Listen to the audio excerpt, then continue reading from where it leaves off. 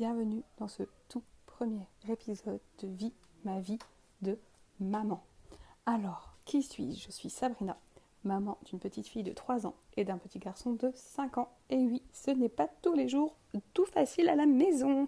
Je suis aussi coach en développement personnel, spécialisée en mindset et en transformation rapide. Je suis donc autopreneur, je suis maman à mon compte et donc c'est de job à plein temps.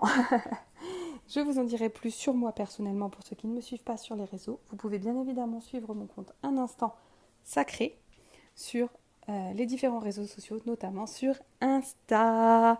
Donc, premier épisode de Vie ma vie de maman. Qu'est-ce que j'ai envie de te dire aujourd'hui? J'ai envie de te dire, on se lâche la grappe.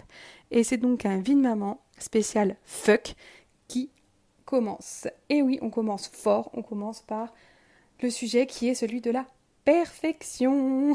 Et oui, j'ai longtemps voulu être une maman parfaite. J'ai d'ailleurs le syndrome de la perfection dans à peu près tous les domaines de vie.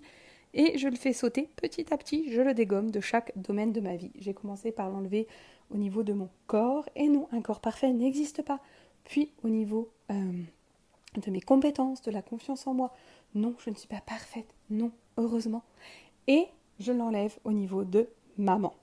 J'aimerais être une maman positive, bienveillante, ne jamais crier.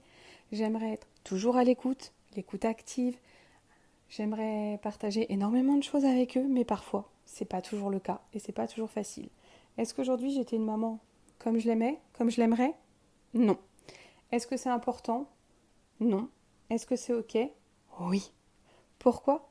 Parce que j'ai compris que le plus important, c'était que 80% du temps, ou même plus quand je peux, je donne tout mon possible, tout pour mes enfants. Mais parfois, 20% du temps, ou plus, je me lâche la grappe. Parce que moi aussi, je suis fatiguée. Moi aussi, j'ai une charge mentale. Moi aussi, j'ai des envies. Et je ne peux pas être tout le temps 100% qu'à leur écoute et leur accorder 100% de mon temps. Alors, il faut trouver un compromis. Il faut trouver des négociations. Et parfois, il y a des journées où tout se passe bien et on y arrive à travers les jeux, la créativité, l'imagination, en discutant avec eux. Et puis, il y a des jours où discuter avec eux, c'est compliqué parce qu'ils ne sont pas réceptifs, parce que je suis moi-même à fleur de peau. Et aujourd'hui, c'était une journée où j'ai beaucoup crié. Et il y a une part de moi qui le regrette, évidemment, parce que j'aimerais ne jamais crier. Et puis il y a une partie de moi qui sait que c'est tout à fait ok, que j'ai fait du mieux que je pouvais aujourd'hui avec l'énergie que j'avais, avec les ressources que j'avais. Et qu'il y avait des choses que je devais absolument faire, et que ces choses-là faisaient que je ne pouvais pas leur accorder le temps qu'ils souhaitaient. J'ai fait comme j'ai pu. Et non, je ne suis pas une maman parfaite. Par contre, je suis une maman qui, ce soir, là, a pris le temps d'expliquer qu'aujourd'hui, j'avais crié plus que ce que j'aurais voulu. Mais que ça a été très compliqué, parce qu'ils me demandaient beaucoup de temps, que je ne pouvais pas leur accorder. Parce que eux aussi n'ont pas été très réceptifs, notamment mon fils de 5 ans, qui s'est réveillé dans des émotions très fortes, très négatives, et qui n'a rien laissé passer, qui était très impatient, très colérique, j'aime pas ce terme, mais la moindre chose l'a quand même mis en colère, l'a agacé, le frustrait. C'était très compliqué toute la journée. J'ai essayé des moments de décharge, mais ça n'a pas fonctionné parce que je pense que je n'ai pas assez déchargé avec lui. On aurait dû finalement décharger ensemble, décompresser. Ce que je voudrais juste vous dire, c'est autorisez-vous à vous foutre la paix en tant que maman. L'important, je pense, c'est de faire du mieux qu'on peut, comme on peut, et de les aimer et de leur parler. Il y aura des jours sûrement plus parfaits que d'autres, et d'autres moins parfaits. Et je me disais que peut-être vous aussi, vous pourriez de temps en temps vous lâcher la grappe et accepter de juste suivre le flot et vivre la journée du mieux que vous pouvez en la terminant sur une note positive avec un gros câlin, des bisous, un kiff et puis demain ça ira mieux.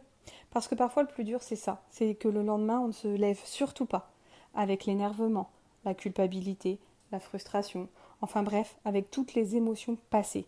Parce que si tu te lèves et que tu commences en te disant « Oh, punaise, j'espère que ça va pas être une journée pourrie comme hier et que les enfants vont être plus cool et que moi ça va être... je vais moins crier », et ta journée est déjà foutue parce que tu pars sur ta journée d'hier alors qu'aujourd'hui est une nouvelle journée. Lâchons-nous un peu la grappe, faisons du mieux que nous pouvons. Et je pense que le monde s'en portera beaucoup mieux. J'ai hâte d'avoir ton retour sur ce premier podcast, sur ce premier épisode de Vie ma vie de maman. Et toi, est-ce que tu as envie d'être une maman parfaite? Dis-moi comment ce post résonne. Dans un deuxième épisode, je te parlerai du sommeil de ma fille, très très très compliqué depuis 2 ans, de comment j'ai lâché prise, parce qu'un jour, j'ai failli tout claquer. Je suis partie en laissant mes enfants au parc.